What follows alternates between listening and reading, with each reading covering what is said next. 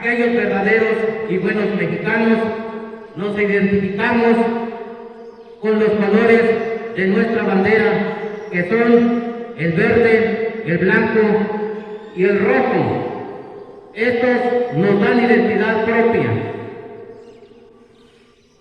Apreciables niños, compañeros maestros, estamos aquí en este espacio, símbolo de muchas actividades sociales, culturales, educativas.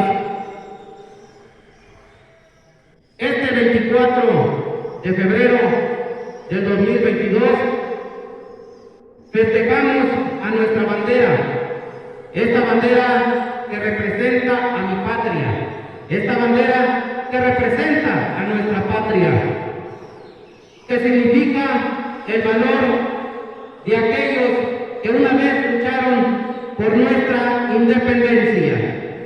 ¡Que viva la bandera tricolor!